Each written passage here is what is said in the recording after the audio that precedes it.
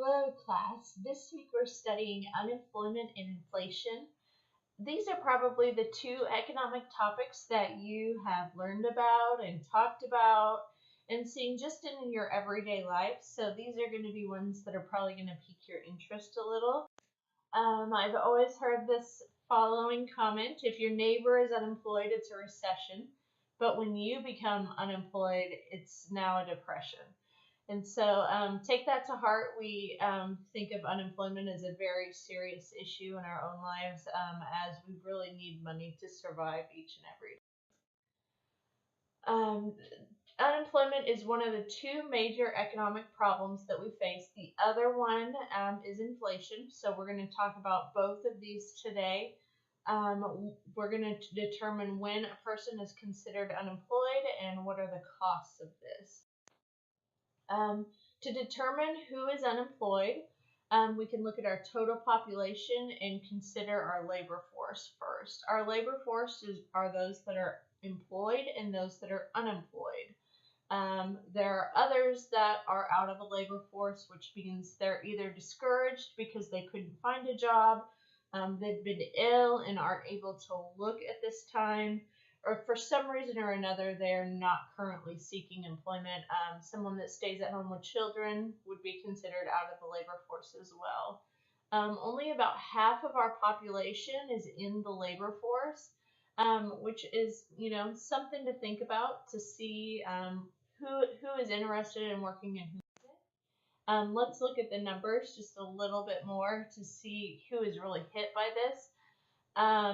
There are different numbers for inflation or unemployment that you can find in your book. There's more men that are unemployed than women, more African American and Hispanics than white, and also the lower education level and teenagers. And so if you think about not wanting to be unemployed, really the only thing we have control over would be our education. And so that's why it's promoted so highly, and that's why I'm glad you're here today.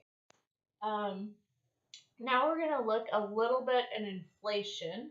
Inflation is the other big issue that we face. Basically, it just means that we have less purchasing power with each dollar. So whereas we used to be able to buy 2 packs of soda, we can only buy a pack and a half at this point. What's interesting is when inflation goes up, we will reduce buying some items, but we will buy more of other items. So there are items that do well when we have inflation problems. This is different in each area and with different people. Usually it's cheaper items that we may have stopped buying because we buy more expensive items. For instance, we may choose to buy a Netflix instead of going to the movie theater. Some of those inferior goods we're going to look at more when we have inflationary periods. And some companies and products will do lots better during times of inflation. Some do not, but this kind of gives you an idea that not everyone suffers when we have inflation, kind of the same way with unemployment. Let's do an exercise just for a quick review. Inflation in 1980 was 13.5%, which is quite large, and your income rose $1,000. And so it asked, did your purchasing power increase or decrease? It decreased because our prices went up to 13.5%, but our income only went up 10%. To figure this total out, if you struggle with addition, you'll take 11,000 minus 10,000 is 1,000, and you'll divide that by the 10,000. So you take the new number minus the old number divided by the old number, and then you can put it in a percentage. I also wanted to finish by talking about inflation through history. We used to notice really high numbers of inflation all the time. It would go up and then it would go down. Period in the orange is deflation, which, doesn't really seem to be that bad. But there are a few dips back in time, especially during the Depression. I also wanted to point out between 19 about 85 and now we keep inflation at about 2%. That is thanks to our Federal Reserve.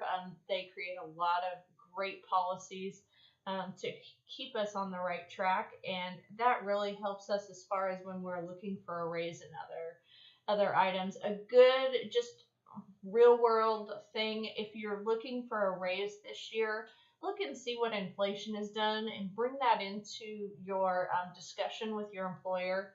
Because if the inflation numbers are up, you may want to ask for more money, as you know, for the cost of living. I received my graphs and some of my other information from Brad Schiller's Macroeconomy Today. Thank you for listening this week. I hope you have a wonderful week.